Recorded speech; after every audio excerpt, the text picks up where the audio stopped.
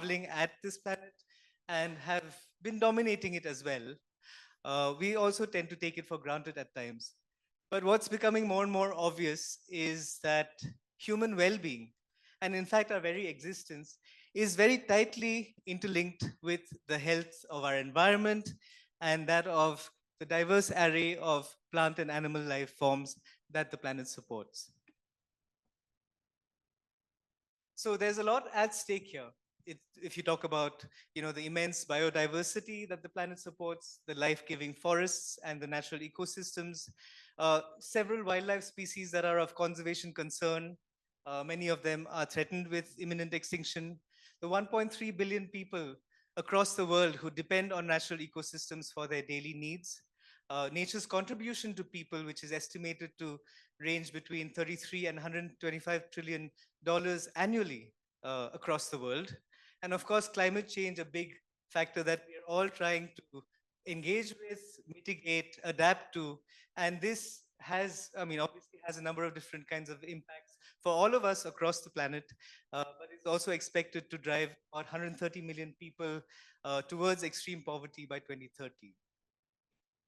So a lot of these things are kind of playing out in very different and interesting ways in India, which is an extremely diverse country, culturally diverse, as well as diverse in terms of the biodiversity that our country supports. We are one of 20 mega diverse countries across the world. We have 4 biodiversity hotspots, a whole number of different species that thrive in this environment, and which is really interesting considering that we also have a human population of 1.4 billion people. So I think it's really it's something that even we kind of you know get we marvel at sometimes as to how are we able to support such a diverse set of species, so many large-bodied animals that can come into interaction. I mean, can come into contact with people and have various kinds of interactions with people, considering that we have such a large population. And I think this boils down to a large extent uh, to a very long history of cultural and spiritual reverence that societies in India have for a number of these different species. There are also a lot of people who are dependent on nature in many different ways. There are 300 to 500 million people who are forest dependent in this country. Uh, and we are, what is a cause of concern is that we are fast losing this diversity. About 135 hectares of forests are diverted every day. So we're approximately losing 16,000 square kilometers of forest in the last 2 decades. And a region that Thane had talked about earlier and where our talk is going to focus a lot on is Northeast India. And Northeast India has 2 of the 4 biodiversity hotspots that I talked about earlier, and it is extremely rich in terms of biodiversity. It's extremely diverse in terms of culture, but it is also extremely susceptible to all of these pressures because we're losing forests and other natural ecosystems in the region very quickly.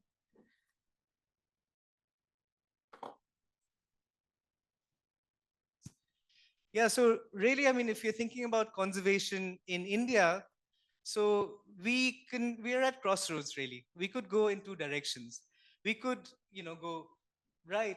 We could take the path going towards environmental damage, and that has a lot of implications for both, the biodiversity that I was talking about, as well as people. Already, if you look at this map here, where the darker the color, the higher the water stress levels in the country. About 60 million people in India are already water stressed.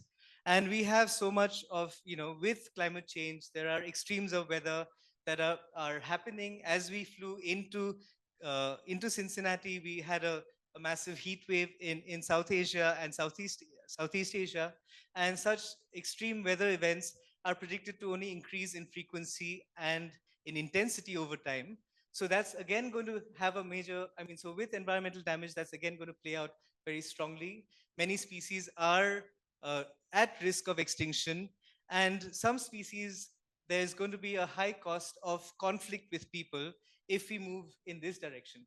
Of course, we are at the crossroads, and we could think about a different future, a future where we move the needle more towards nature conservation. And if we do that, we could try and secure the biodiversity and the wildlife species that I'm talking about. We could try and secure the futures of 300 to 500 million people who depend on nature for their day-to-day lives. There is a 24 billion dollar non-timber forest produce industry that's basically being supported by the forests in India. And so I think it really is, it really depends on how we engage with our future and how we engage with the different processes that are playing out in this country. And that's where I guess our organization comes in. So we are a set of passionate conservation scientists and practitioners who work with a vision to nurture a planet where endangered flora and fauna rebound and thrive, and where people lead self-sufficient, eco-friendly lives that are at one with nature. We have a number of different things that we focus on, or mantras, if you will. We try and better understand the complex social ecological systems that we engage with in our conservation landscapes. We are a science-based organization. Our, our, our, our, what do you call it? Our punchline is nurturing nature rooted in science. So we are a science-based organization, and we try and integrate science and evidence into conservation decision making and planning. We try and combine developments in global conservation thinking with the boots on the ground participatory interventions that we feel are so important. And we try and nurture cohorts of future conservation leaders, be it those who come from universities as graduate students or those that are working in the grassroots.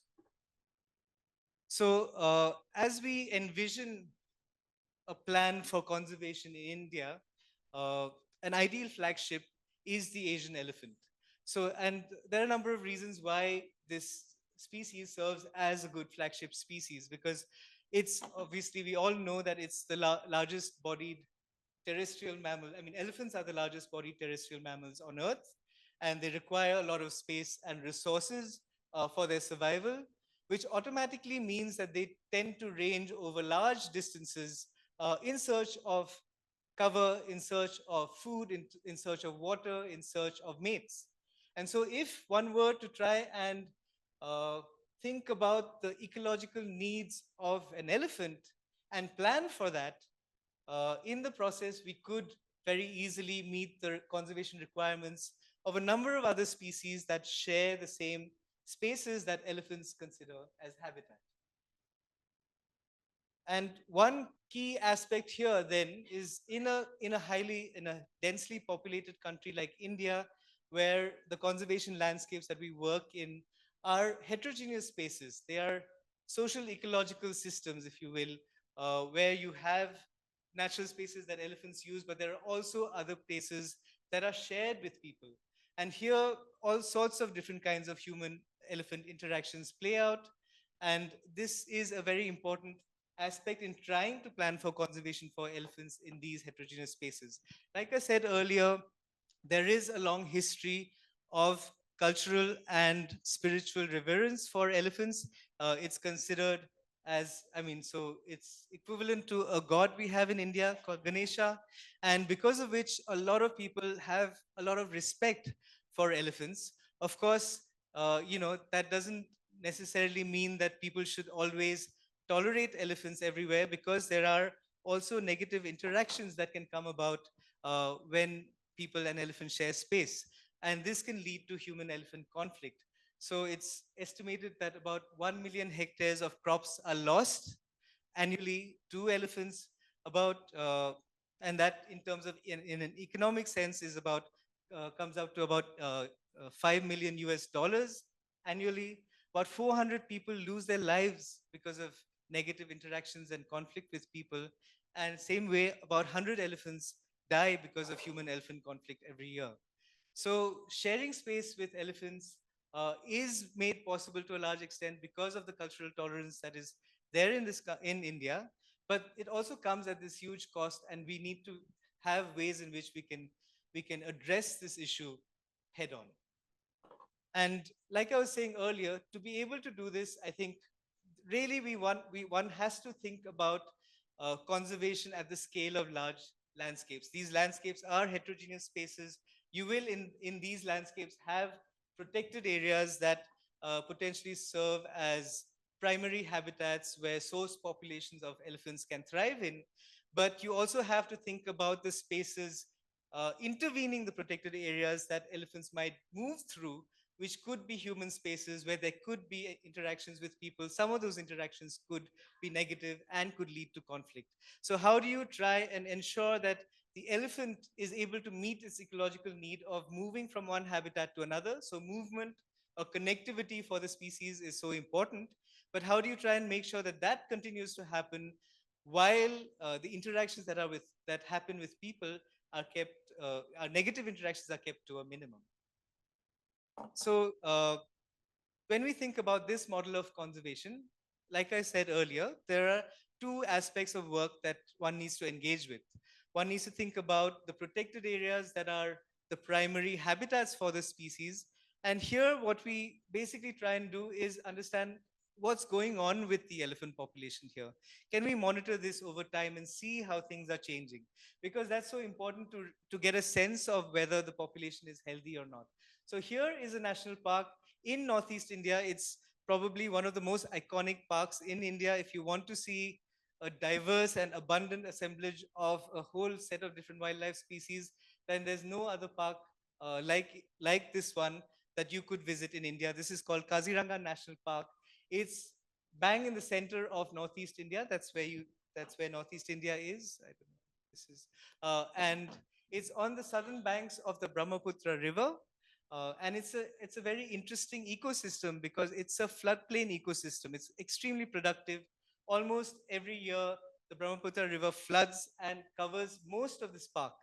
And in the process, while inundating the park, it basically covers the park with silt, and it leads to a lot of productivity, which can then in turn support very healthy populations of a whole bunch of different herbivore species, including elephants. So what we do here is we have been monitoring the elephant population since 2017. We systematically cover the park. So if you look at the map over here of the park, all of these black lines that you see are the roads inside the park. So we systematically drive through the park along all the roads that are there. And when we see elephants, we photograph them. And why do we do that? Well, the reason we do that is because we can, then based on the photographs of the elephants that we see, we can actually identify them. So elephants are not really that easy to identify. I mean, they don't, like, for example, if you compare it to a species like the tiger, tigers have stripes on them, and those stripe patterns are unique. They're like the fingerprints on our hands. So every tiger has a unique stripe pattern. So it's very easy to differentiate one tiger from another based on the stripe patterns. Elephants don't have such patterns that you can really rely on. However, if you look at a number of different features in combination, so if you look at the ear, and you could look at how the ear is folding, how the lobe of the ear is shaped, if you look at the tusks, and you have a number of different ways in looking at it in terms of the thickness and the length, you can look at the tail. So looking at all of these different morphological features in combination does allow us to differentiate one elephant from another. So in this manner, when we've been driving through the park, we have photographed individual elephants, and we've been populating a database. This database has about 3,000 entries of elephants that have been sighted. 631 of those are adult males, and nearly 2,000 of them are herd living adult and subadult elephants. So elephants usually, in terms of how they're socially structured, is that male elephants tend to, be solitary and loosely associate with herds when they are mating with females that are in estrus. And the rest of the elephants live in herds. So that's adult females and subadult males and females, as well as the young that you find in herds. So we've got about 2,000 entries of those herd elephants. And out of these, we've identified 509 animals, including 164 adult males and 345 herd elephants. Now, this really then becomes a very powerful tool, because one can then do a number of different things. One can look at what's going on with the population. So, can we estimate uh, the densities of elephants in the park? Can we look at how that varies in space? So, if you look at these maps here, the high, the as the color moves from yellow to blue, the higher the densities. That's for male elephants on top, and this is for the herd living elephants below. And you have a density across the park, but you also see a spatial signature in terms of how which are the areas that tend to have, a higher congregation of elephants or higher densities of elephants. So, and this can be monitored over time to look at, demography. How is the survival rates and how reproduction is changing for elephants? You could look at movement. How are elephants that are known individuals, how are they moving from one location to another? So there are a number of different things that one can get a really good handle on uh, by doing this kind of individual based photographic monitoring of elephants. And uh, based on the work that we did, the estimates that I showed in the previous slide, it wasn't, like I said earlier, elephants are a wide ranging species and they tend to move over large distances. So, what we estimated inside the park was not just elephants that are inside the park, but also elephants that are moving to and fro between Kaziranga National Park and other potential habitats. And these are the hills of Karbi Anglong to the south. These are forested areas, and elephants tend to move between these two spaces. And in this landscape, apart from these forests that you see here in Karbi Anglong, there are a whole bunch of different land uses here. And one major large land holding that you find along the southern boundary of Kaziranga National Park are tea estates. So we are also monitoring individual elephants in the tea estates. It gives us a good sense of the kinds of things that I talked about earlier in terms of how the population is doing, what are the movement patterns like, but it also gives us a good opportunity to study elephant behavior and to understand how uh, they are responding to people, and also if you're also looking at what people are doing, so you can see how people are responding to elephants when they're in close proximity. So, as I was saying earlier, all of this is very important because Kaziranga National Park is an extremely dynamic system. It is, as I said earlier, a floodplain ecosystem on the southern banks of the Brahmaputra River. And as I also mentioned earlier, that every year when the river floods, a large part of the park, as much as 90% of Kaziranga National Park, can get inundated. And in those periods of time, the space that's available to animals reduces drastically, and the only way they can adapt to an environment like that, which is otherwise productive and great for such species, is to migrate out of the park. And that's when they move towards the south, because you have higher ground on to the south, and these are the highlands of Karbi Anglong, and animals could also take shelter in the tea estates that intervene this space. So you have tea estates all along the southern boundary here between Kaziranga National Park and the highlands of Karbi Anglong to the south. So what we wanted to also try and do is really get a sense of which are the areas that's really important for animals to move through in this dynamic flood impacted ecosystem. So floods clearly have a big role to play in shaping the decisions that animals make in terms of where they may move through and when they may move through a certain space.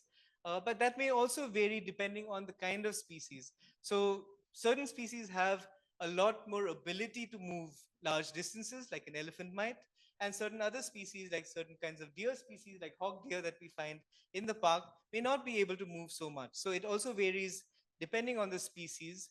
And then there are other factors in the landscape, the kind of land uses that are there, the kind of human footprint in terms of built up spaces, in terms of other kinds of disturbances, in terms of how, you know, where water is available. All of these things are going to have an influence on the kinds of movement decisions that animals make. So basically, what we wanted to do is really get a good handle on how do we try and prioritize spaces for the movement of animals southwards from Kaziranga National Park to the highlands of Karbi Anglong. And this is so essential to support and continue for the continued persistence of animals inside the park.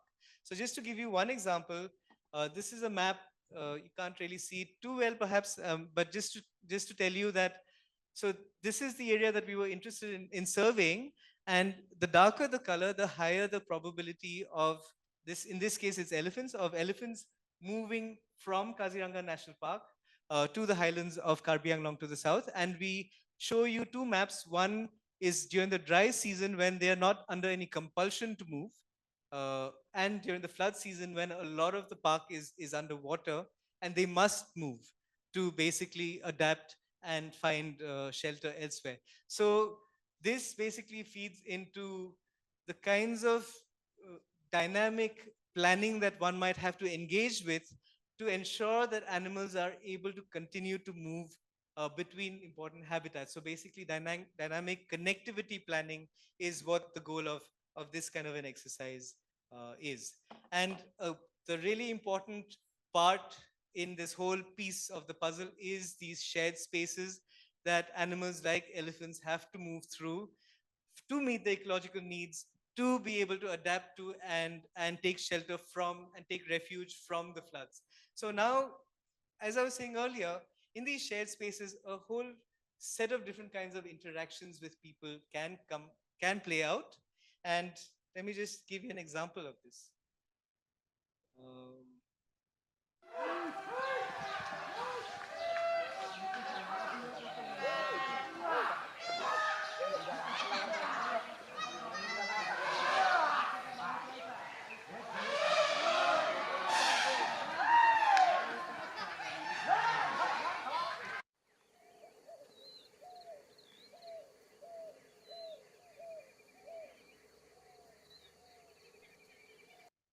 Now, in the two videos, the space that you see may not look identical, uh, but they are actually, even this second video is through a part of a tea estate. So the first video that you saw was in like where the tea bushes are, where they planted. And this is an area which has been left fallow, but it is also inside a tea estate. And you can see such a strong contrast between the two scenarios, right? So you could have a scenario where elephants are trying to move through a tea estate to get from one forest to another, from one habitat to another. And it's physically not a difficult task for them to do so because it's just a matter of a couple of kilometers or 3 kilometers or 4 kilometers, which is nothing for elephants that can, range for 300 square kilometers, 400 square kilometers. So it's really a small distance to cover in terms of just the physical requirements. But in terms of just the environment that they have to deal with, it could be drastically different. So you could have an environment like what you saw in the first video, where there's such a strong antagonistic response of people seeing elephants, and that can clearly serve as a strong behavioral barrier to elephants trying to move from one habitat to another. Or you could have a second scenario where nobody's bothering them, nobody's chasing them, nobody's doing any of those things that you saw in the first video, and that completely changes the landscape in terms of the elephants being able to meet their ecological needs. So clearly, one has to engage with this shared space between people and elephants and engage with the kinds of interactions that are happening or that are playing out between them. And how do you try and ensure that you facilitate this really essential critical movement between parks, between habitats, while minimizing negative interactions? So this is not an easy uh, decision, or it's not an easy process to deal with, nor an easy decision to make based on it. So if you really think about it, uh, the requirement for movement or connectivity between habitats and the mitigation of conflict can be at odds with one another. On the one hand, if you if you do things to ensure that there's more movement of animals between one habitat patch and another, where they're moving through a human space, that could automatically mean that they are interacting more with people, and therefore they could have more negative interactions and potential conflict. On the other hand, if you have behavioral barriers like the video that I showed you, then conflict, or maybe just negative interactions, not yet conflict, but conflict can then impact the ability of the animals to move between one habitat and another. So we were interested in trying to see how do we address this issue where you could have effectively four kinds of scenarios that play out. One where you have secure corridors where animals are able to move through with no disturbance and so no conflict. That's what you see here in this green line here. But there could be other scenarios where the same movement is impacted by conflict, and that then serves as an impediment to movement. So can we try and and balance these two requirements that seem to be potentially at odds with one another to plan for conservation in these heterogeneous spaces. So the space that's most important to focus on here is what we refer to as the connectivity conflict interface. Now, these are spaces that are really important for for movement, really important for connectivity for this of the species, but they're also spaces that have a lot of conflict playing out. So you have, on the one hand, you want to ensure that animals are able to move through. On the other hand, you also want to make sure that conflict is minimized. How do you try and balance these two things? And in these spaces, it's really difficult to do so. So we thought we should try and engage with this process because I think it's really important. We think it's really important that we crack this particular issue, because then a lot of conservation planning for a wide ranging species that share space with people can be planned out across contexts, across landscapes. So here's an example. So I'll just move you in geography from Northeast India uh, to the state of Karnataka in southern India here. And here we basically uh, looked at this particular issue that I was talking about across a 75,000 square kilometer landscape.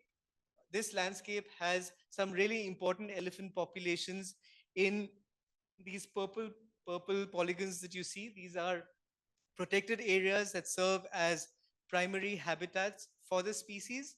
And then you have, you know, all of this yellow, big swath of yellow, which is all agricultural land, cultivated areas that elephants could potentially feed on, feed on the crops that are there, and that can lead to negative interactions and conflict.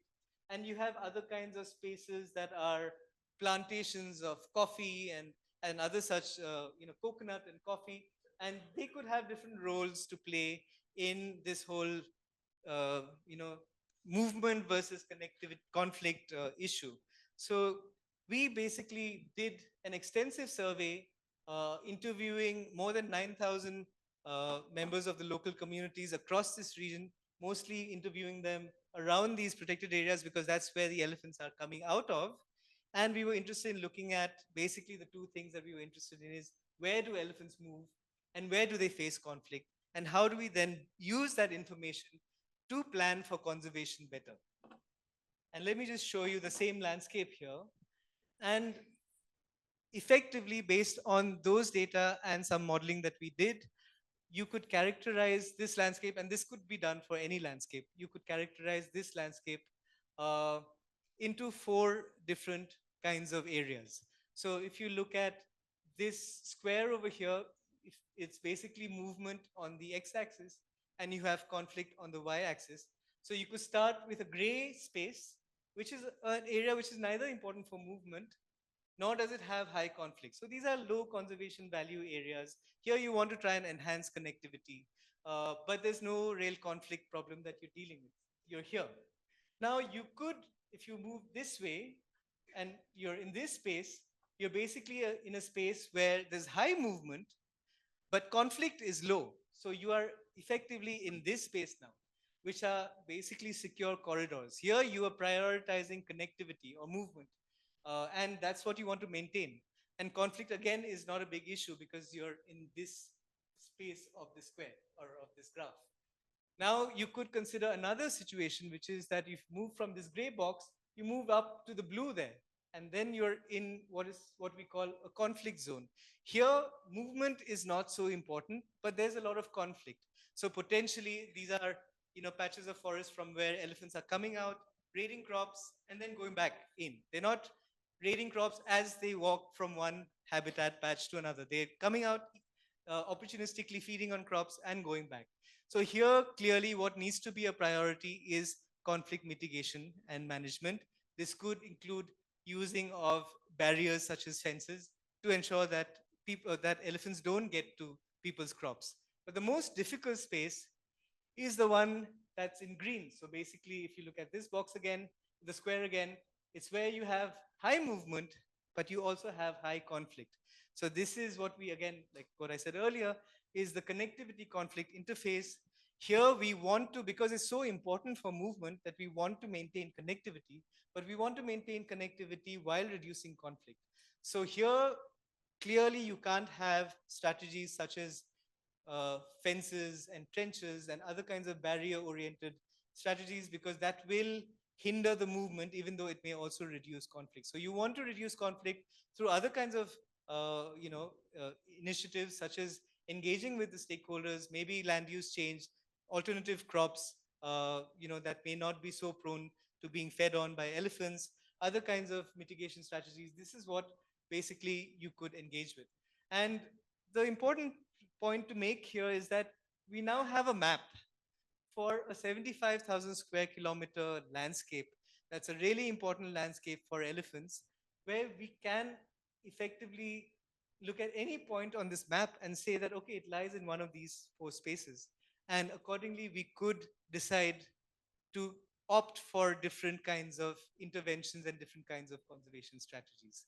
So this is something that we think can easily be applied to other contexts. And I can now just bring you back to Assam again in Northeast India, and where we have a lot of hope for being able to achieve some of these things, particularly in the connectivity conflict interface spaces where it's really important for animal movement, but where conflict can also be high. We had done another survey interviewing more than 2,000 people and trying to understand what they think about elephants and sharing space with elephants. And a big, strong positive takeaway from that was most people were actually happy to share space with elephants. This is people in tea estates, because tea estates, as we had identified from other research, is a really important land use for elephants to move through between habitats. So we interviewed people there and we asked them about a number of different things, and they said that they were happy to share space with elephants or have elephants in their backyard, provided that their safety concerns can be addressed. Now, tea estates provide an interesting uh, opportunity, because elephants don't feed on tea. So there's no economic loss that the tea estate management is really facing because elephants move through a tea estate. But it is, a 3-ton animal that that might be, right next to your house, and that is obviously going to give you very uneasy sleep when you're trying to sleep at night. So one, obviously, it's very natural for people to think that, yeah, fine, we're okay with elephants moving through our backyards, but can you address our safety concerns associated with it? If elephants are going to be next to where we are, it does pose a risk for us. And can you do something about that? Um, so we essentially have engaged with this with, like trying to address each of these issues. So there are a number of ways in which this whole safety concern plays out. One is that you could have accidental encounters at night. This is usually around where people live. So during the day, they're working the tea estate. So they're working the fields. And during the day, because the tea bushes are short, people can see elephants from very far away. So, they can easily avoid them. So there's no problem there. But at night, when people are in their homes, elephants can sometimes come towards their homes, sometimes even, break their homes, because I'll tell you why in a moment. But in those kind of situations, obviously there's a big, reason to be afraid of elephants being there. So, and this can lead to accidental encounters at night. So we had to address, these issues related to elephants coming to human homes and human spaces. And then there is what you saw in the video, antagonistic human behaviors that can trigger conflict. And that's again one more issue that we have to take head on and address. So talking about the first one, so as we talked to these different people who we surveyed, who we asked questions to our respondents, we came to know that a lot of these spaces actually were very dimly lit. Sometimes they didn't even have electricity, and that was just kind of multiplying this whole fear of having elephants in the backyard, because elephants would come and they'd go unnoticed sometimes, but sometimes you just have this sudden face-to-face encounter with elephants, and what do you do then? So we decided to strategically install solar powered streetlights near people's homes, with the idea that when elephants are then coming towards people's homes, these lights will, you know, light them up, and so people can see them and take precautionary measures such that you can avoid these accidental encounters. And it's really important to strategically place them where people are, such that elephants start associating these lights with where people are. And so they also don't want to really come face to face with people either. They want to avoid that confrontation and that antagonism if they can help it. So they basically can then move through other parts of the tea estates where people are not living and still be able to meet their ecological needs. So effectively, what we did by installing these lights is is to create dark corridors in other spaces where people are not there.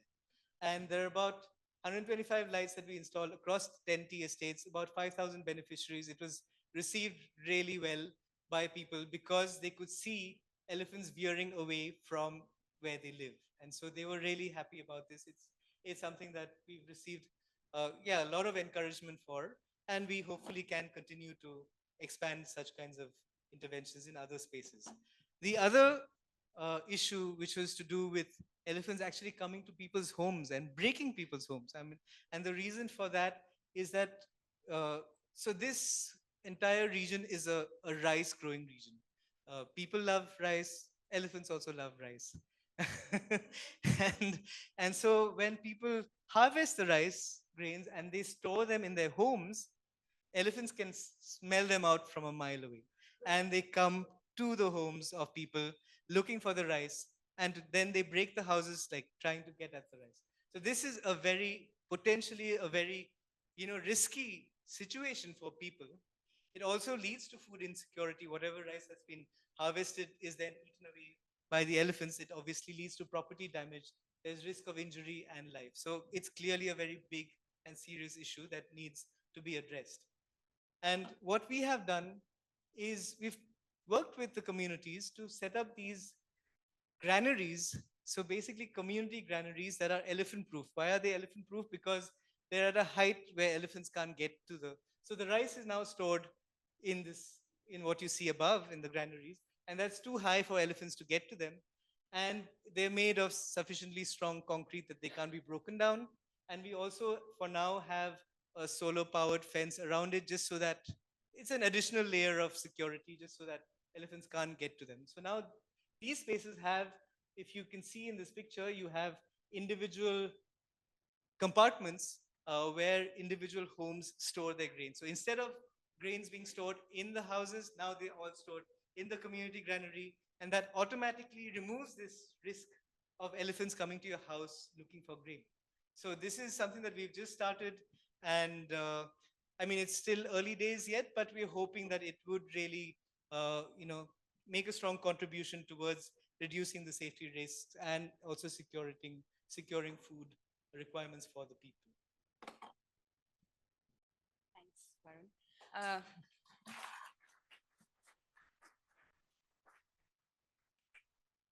I'm just going to continue from where Varun left off. Like Varun said, the other thing that does happen is that there are sometimes antagonistic responses of people to elephants. So one of the things that our teams are doing is that we are following the elephants in tea estates and seeing how elephants respond to people and how people respond to elephants. And the thing that we notice then, if you see these two photos over here, is that it's the young boys. The young boys are going out. I can see some nods over around. Are going out and, in a sense of bravado, I guess, are trying to take selfies with elephants and are trying to pull the tails of elephants, throwing sticks at elephants, things that you don't think you would have to tell a young boy. Don't pull the tails of elephants. Uh, so that is something that we are actually now working with the Cincinnati Zoo to address, and we are super excited about this because it has just come out. We have developed a game that you can play on your mobile phone to convey this message: don't pull elephants' tails, but in a nice, fun, sort of absorbable way. And this game has just come out. So please, if you have an Android phone, do go on Google Play and download it. It's called Harmony, Heroes of Elephantia. And when we go back to Assam, we're going to roll it out on ground, and hopefully it's going to make a difference. And maybe we'll, yeah, hopefully it's going to make a difference. uh, what we really want to move towards, the idea of the game is that the person who's playing it then kind of saves the elephant from these evil shadows that are mobbing elephants and troubling elephants. And so we're trying to instill this thought of protect elephants and save elephants, and that is a good thing and that is a cool thing to do. Uh, and what we want to do is move the community through all of our programs. We want to move the community to a space like this, where people do continue to live with elephants. The elephants are peacefully able to move through and live in the area, but there is still a positive excitement at seeing elephants and a positive relationship, not a neutral one, but still a positive relationship. Just putting that all together, because there has to be some coherence in everything that we do. What we want to do is have improved landscape scale conservation of elephants. So we basically track individual elephants. We've got about 3,000 entries, identified about 500 elephants. We try to map their corridors, and we've done that now in about 100 square kilometers of landscape across India and Assam and in South India. We have then identified that large landholding tea estates are a really good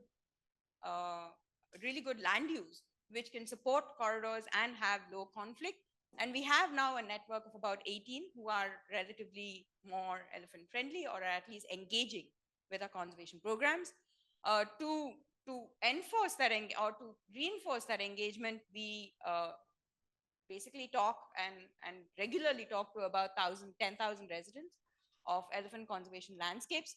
We regularly hold awareness programs, and now we have the elephant game, which hopefully will prevent youth from chasing elephants.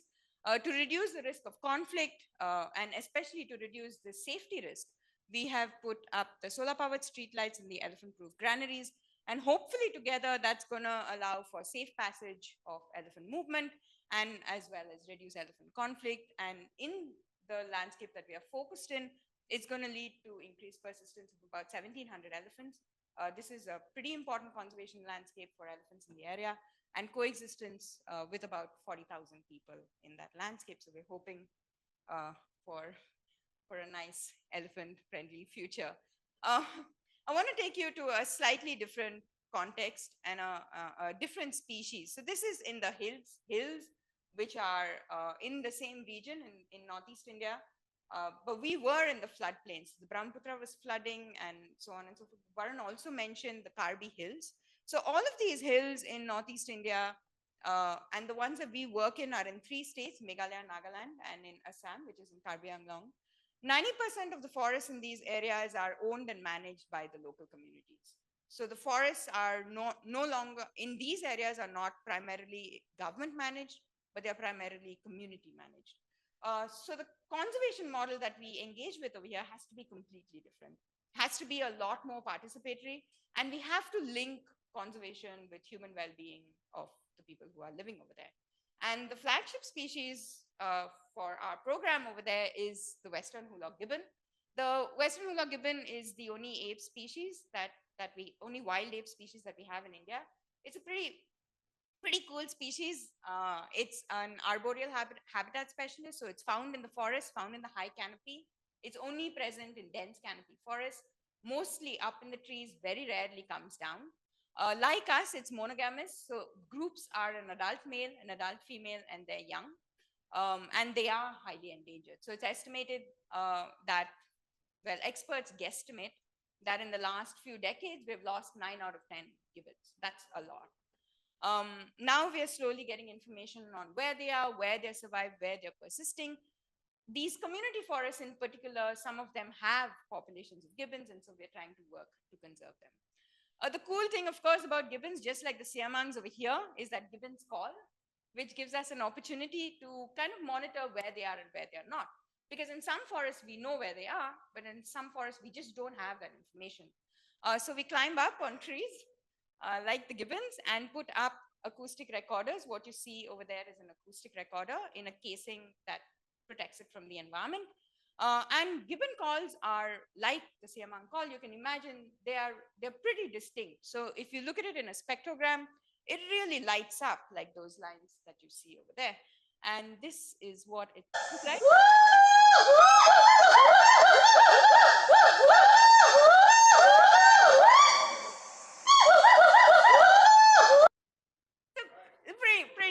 alarm call in the morning. This is what it sounds like when you're right under them. But when we put up the recorders in the forest, obviously we are recording from quite far away.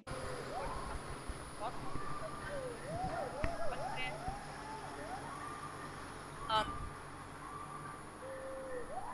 so we are collaborating with the Habitat organization here. And what we're doing is we're putting up the recorders, but we're also automating a whole lot of recording. We're automating the identity calls so that we can just pull out clips of where the calls are and where the calls aren't. And we've basically focused our efforts in forests and community forests where there hasn't been information from before. We've conducted about 400 interviews with local community members to ask them, are there gibbons there now in your forest? Were there gibbons there before? Where they say there are gibbons, we've gone out and we've put out recorders to confirm whether there are gibbons or not. And doing this, we've covered about 1,800 square kilometers of community forest. And we're really excited because we've got 220 calls from 83 locations, which is a lot more than I was hoping to expect. These are the locations. This is the map of Karbi Anglong. The white dots are the locations where we've done the interviews. The purple dots are the locations where we've put out our recorders. And you can see that we've barely scratched the surface. There's a huge, huge chunk of forest in the middle. And these forests are extremely difficult to access. You really can't go there by road. You can go just a little bit by road, and then you have to start sort of walk village by village in. But yeah, this essentially, with this information, we feel that this is likely the best population of gibbons in Northeast India. Along with gibbons, we also work with the community to find out what else they have in their forests. So we train them to put up camera traps, remotely triggered cameras in the forest. And we get species like the Asiatic golden cat, deer species like sirao, Bakum deer. These are some species that we find in some of these forests. And obviously, this information then goes back to people. Some of these species they see on a regular basis when they go out into the forest. But some of these species they don't, like the Asiatic golden cat, you don't see on a regular basis. So they're also pretty excited to see that.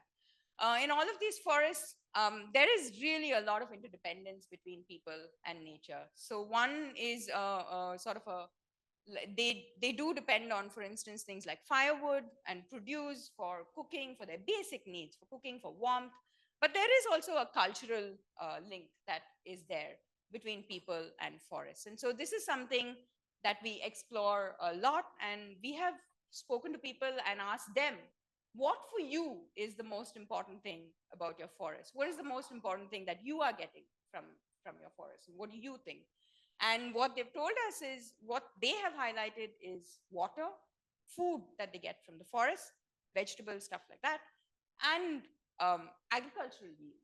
Because what is followed in these areas is a slash and burn shifting cultivation model. So a family goes out to an area, cuts down the trees, burns the undergrowth, grows food over there for a couple of years, moves out, and this land then stays fallow, regenerates, and then they come back around. Earlier, these cycles used to be much longer. Now, with more and more and more pressure on the forest, these cycles are getting much shorter. But basically, there's an inherent sense because of these cycles in the people who live over there that, yeah, if there are forests, it's going to improve my agricultural yield, and hence it's going to provide me with more food. We kind of looked into this a little bit more, especially because of COVID. When a lot of the markets were closed, a lot of these are very remote areas. They basically didn't have access to basic foods. So we tried to find out if this land that they were able to subsist on was providing them with a buffer, a sort of increase their resilience and increase their food security during COVID, and found out that it did. So essentially, when COVID happened, when the pandemic happened and there were lockdowns, there was no market access, people were able to fall back on their lands to secure their food, which we thought was something that is a really important thing to highlight in terms of community resilience. So we work with village leaders to encourage them and support them in their efforts to secure forests and reduce forest pressures, to reduce pressures in the forest. We try and encourage ways in which they secure habitat, for instance, through declaring them as village reserves or community reserves. We help them with technical services like mapping and so on and so forth, and telling them what species are there. Some of the villages we've worked with have instituted hunting bans themselves, told their people don't hunt gibbons, don't hunt other mammals, and so on and so forth. We also, so these areas are highly dependent on fuel wood, on forest fuel wood. They have some of the highest per capita usage of forest fuel wood. This obviously, apart from everything else, also has health impacts. So we have distributed, what we did is we distributed fuel efficient stoves, which reduces, it doesn't completely remove the use of firewood, but it does reduce it to a pretty substantial extent. And we focus on villages which are extremely remote, which don't have access to alternative fuels, so that in these remote villages, they at least are able to reduce the pressure on the forest.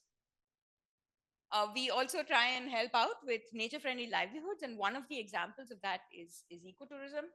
So we've provided training for people as nature guides, help them with capital infrastructure, like which is a little bit more like rugged sort of ecotourism, but very much dependent or very much rooted in the community. So the community has ownership over the ecotourism and is empowered and skilled to carry out ecotourism, which is completely dependent on, completely focused on nature. So the one that we are, for instance, developing is a gibbon-centric. And of course, lastly, we also do awareness and education to a pretty large extent, and to try and get more and more and more people interested and involved in conservation, but also to convey all of the information that we have got from our science and feed that back into the community. So again, putting it all together, we map distribution of wildlife across. Now I think we've surveyed about 2,000 square kilometers of community forest, which has allowed us to highlight, for instance, Karbi Anglong as a really important population for gibbons. This was unknown before. It also gives us information on lesser known species, and it allows us to provide this information back to the community, which we think is really important. We engage with about 15 villages intensively, which has about 500 households, but 60 villages overall. And information, also get information with them and highlight for them the importance of forests. And this is not information that we are giving them, it's information that they are giving us, and then we are sharing that with them. So water, food security are things that are really, really important in terms of forests over there. And you can look at the flip side of it. If the forests go, then these communities are going to suffer food insecurity and water scarcity. With our support, and they also institute community hunting bans, and they have declaration of community reserves and restoration. And with all of these efforts, what we're trying to do is we're trying to secure forests, we're trying to secure wildlife, and we're trying to secure people-nature relationships going into the future.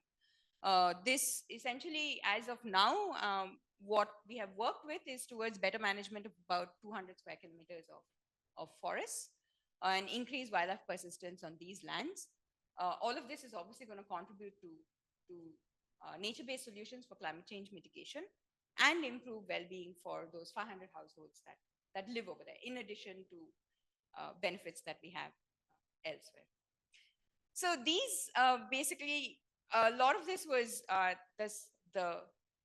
we are a science-based organization, so a lot of this was a scientific sort of outlook and a scientific perspective. But I'd like to end with something that's a little bit more from the heart. One of the villages we work with, or one of the chieftainships, the kingdoms that we work with, is a place called Himamalai Solmat, which is in Meghalaya. And when we went there all the way at the beginning, we would stand at the cliff top and look at this vast expanse of forest. And the village elder was standing with us, and he told us the story of what they think about gibbons. And his story is that for us, the gibbons are really important, because as far as the gibbons call, that's as far as our lands are. So for him, the demarcation of their lands goes as far as where gibbons are. And through our work, we have also done awareness programs with schools. And this is a drawing that one of the school children gave us. And clearly you can see same themes, similar themes, or some similar themes of nature conservation coming up. As long as there are forests, there are going to be gibbons. If we cut down the forests, we're losing the homes. We're not only losing the trees, but we're also losing these homes of gibbons. And so this interconnectedness between us, forests, and wildlife is something that runs through time. And I think, given that you're all sitting over here and you're all really interested in wildlife, it runs across geographies as well. The question is, I guess, what we're going to do about it. I'd like to leave you with a message from one of our community conservationists from the same area. Nta kum utrai shnong em nta ngalong asneu sarong sisa bang ni nakan ka shnong nakan ka hima ka jong teng ya don uni umrat ba kerpang ba ula jan bu jai kan ka pathai te long ngaya wer lang ya pi kum hi prasam laru bangin tang ya long ini penek pensa uni umrat long ini ya sumar ki klau ki bitap ki badon hakan ka jaka ka jong kenang ba kini ki mrat ki nom du jai nakan kidang don kidang sa hakan ka jaka ki jong but banginang yo ban ya sumar bat kenang bangin yo pen iro ka pathai bangi kum kre trai snong trai jaka jokan ne kai malai sumar ngindang ya don yo ni umrat.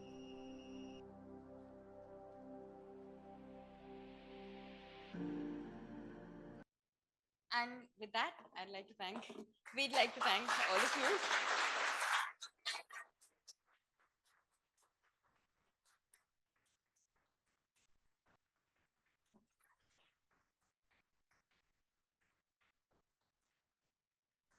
Thanks to all of you for listening. A huge thanks to the Cincinnati Zoo for having us here. We're really excited about our partnership, and we're really excited. We have had a lovely time over here. Thank you to all of our funders and donors as well, and the family of people who support us. Our team, of course, a shout out to our team. Their hard work allows us to come and speak to you about these various things. Our advisors and mentors, colleagues, co-authors, forest department that we collaborate with, tea estates we work with, and community members in the villages that we work with. And please do, if you'd like to know more, that's our website, conservationinitiatives.org. We're also on Twitter and Instagram. And if any of you are coming to Northeast India, do get in touch with us.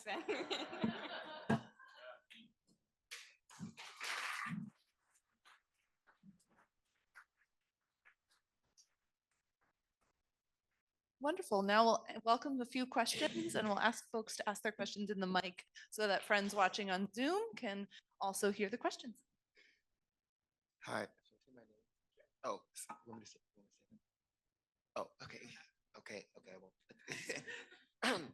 So my name is James Harris. I work at a park, a couple miles from here, Sharon Woods, and we have tons of people who essentially have issues with snakes, despite the fact that we give them the education that, hey, we don't have any venomous snakes here anymore. They're very adamant about the myth that we have venomous snakes, and that snakes come after you guys, even though they're not, because you're not prey atoms. Most of the snakes don't get that big enough to even eat a chipmunk. My point of that is this.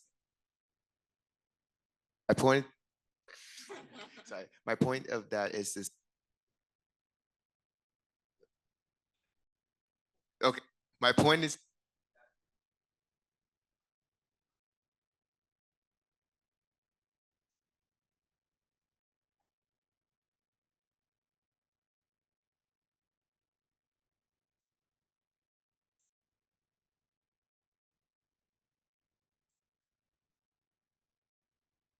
Yeah, thanks. That's a really interesting question.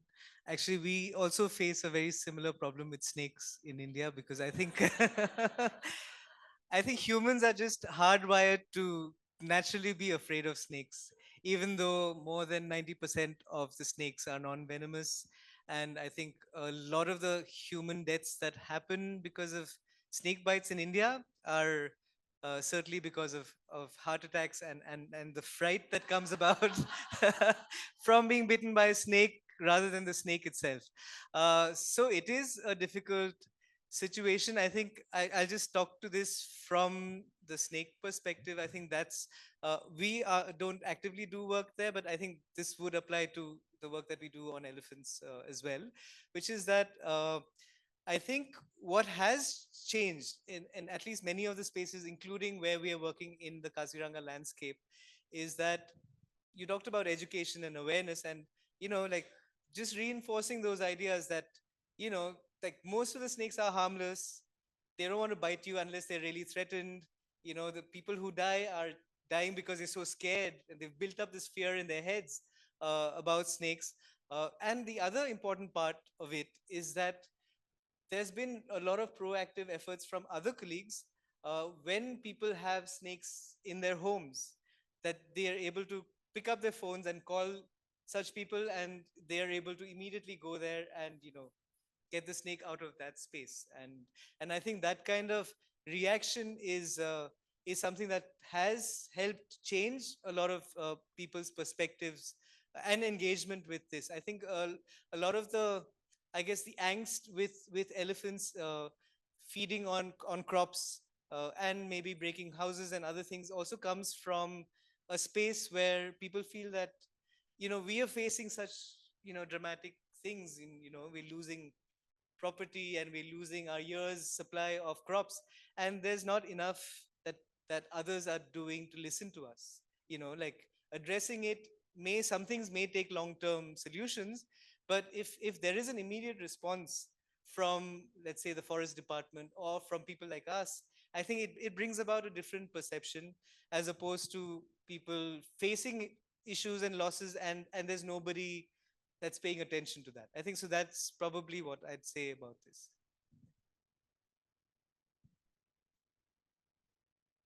Reg-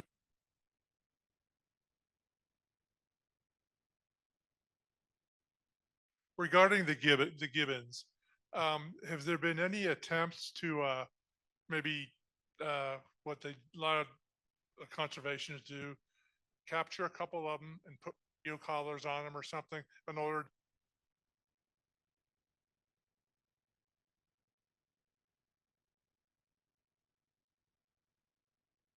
Yeah, I'll just repeat the question for the people on Zoom. The question is whether there've been any attempts to radio collar gibbons. And that's a fantastic question. We would really love to do it. India is notoriously difficult for radio collaring because of permit issues. There have not been any attempts to radio collar gibbons to look at their movement. For my PhD, actually, I wanted to look at their movement, and what I did was I located a gibbon group and I would follow them. And then I would be the GPS collar on the elephant. But yeah, I think we really need such studies. They haven't been done so far. You've tracked the elephants through these. How successful are they for the other animals that are also penned in and also may like tea plantations? It's a really interesting question. So I'd repeat that again, that we've been studying elephant movement and corridors, and they've been successful for elephants, but how do they pan out for other species? Yeah, that's really an interesting question. And I think, like I was saying earlier, different animals are different in terms of, one, I mean, how much they're able to move, but the other is also what they perceive as risky. So a big, 3-ton animal like an elephant might perceive something, I mean, something that's not that risky, but a deer might consider that to be more risky. So I think it depends a lot on the species, but in general, when there is enough cover, that could be forested corridors. Those are used by, we put camera traps as well, and we've got a whole variety of species using them. And for other more human land uses like tea estates, again, our results show, I just showed you our results for elephants, but then we looked at all the other herbivores that are in the system as well. And what our results show by and large is that if there's any kind of cover, like if there's some bamboo clumps, if there are other kinds of secondary vegetation in these tea estates, then a lot of species are using them. And certain species, like some deer species, are actually, I guess it's a trade-off between, having to deal with the floods in the park, and you're like, neck deep in water, or trying to get out into a human space which you may otherwise consider risky. And I guess they opt to take that risk of being in those human spaces, because a lot of deer species actually take refuge in tea estates. And while the floods are on, they are found in tea estates. They sometimes even come to people's homes. We had in our field station in Kaziranga a herd of hog deer spent 2 weeks in our field station during the flood season, and then they were not disturbed, so they were quite happy, and then they went back later. Yeah.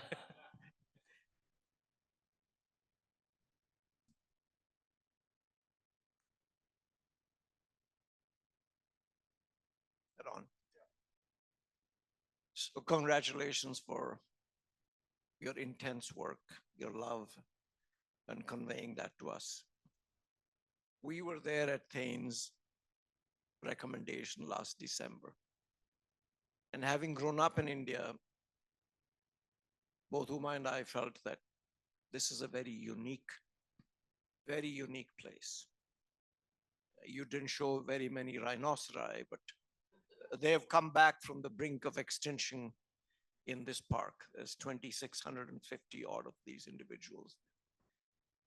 So my question, or maybe comment, is that the periodic flooding by the Brahmaputra, of course, causes movement of animals away from the water.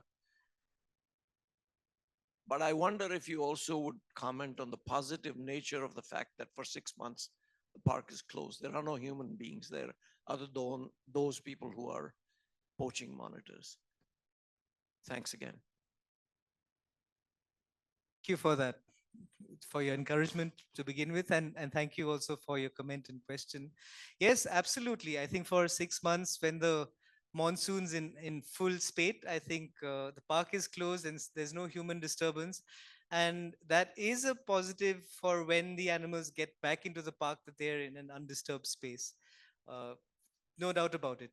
There's also the positive, a very strong positive, is that the floods are actually essential for the ecosystem. Not just essential, that's what makes this ecosystem thrive.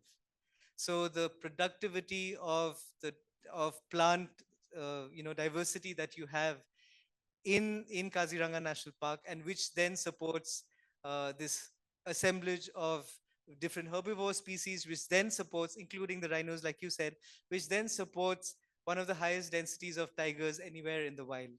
Uh, I didn't mention that, but all of that comes about because it's this very productive alluvial floodplain grassland ecosystem.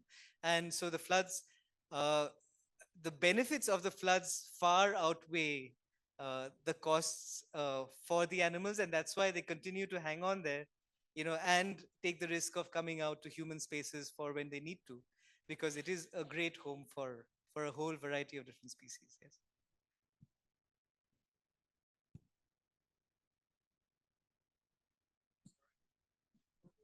Divya, thank you very much.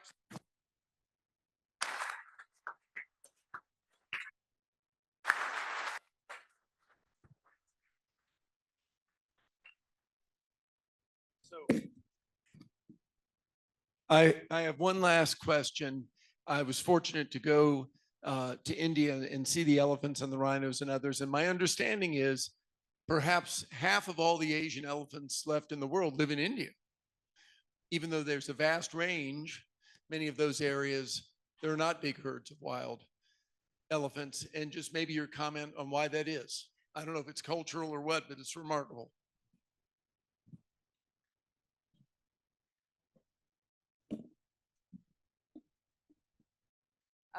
Yeah, I think now, as of now, more than half of the elephants across their wild elephants live in India. Definitely, culture has a role to play. Poaching is not a huge threat. Well, poaching for ivory was a threat, but in the well-protected parks, and there are some well-protected parks in India, poaching has drastically reduced as a threat for elephants. And in these parks, elephants are able to survive and thrive even, and maintain stable populations This can also be seen in so elephants are poached for their tusks, and only the males have tusks, but there are some males which don't have tusks. These are called maknas. And what actually happens is in the populations that face more poaching, the ratio of tuskless to tusked elephants changes. So in the at-risk populations, you see a lot more of these males without tusks, and in the more secure populations, the populations that have been stable for a while, which haven't had poaching for a while, you can see these tuskers with these nice huge tusks, and most of the males that you see are tuskers. So I think there are a lot of parks, that's one thing, which are well protected from poaching. There is conflict, but there is a lot of tolerance as well. So I think in many parts of Southeast Asia, poaching probably is like a big issue. The other thing is habitat types. In like very dense evergreen forests or very hilly forests, very dense evergreen forests, essentially, naturally they're going to be low density for elephants. But in a place like Kaziranga, which is a rich grassland ecosystem, or a slightly more deciduous system, the density of elephants is naturally going to be more. So I think we have more diversity of those kind of systems as well. So I guess it's a combination of all of these factors that's leading. Did you want to add something else? No, I was just going to say the second. Well, it's indeed heartening, as is your work. The Cincinnati Zoo is proud to partner with you with your Conservation Initiatives program, and we look forward to coming back to see you in Kaziranga. Thanks very much.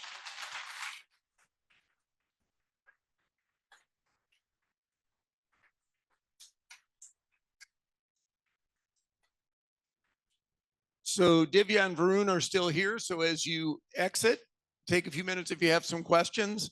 It's been a fun night, and this is a town that loves elephants too.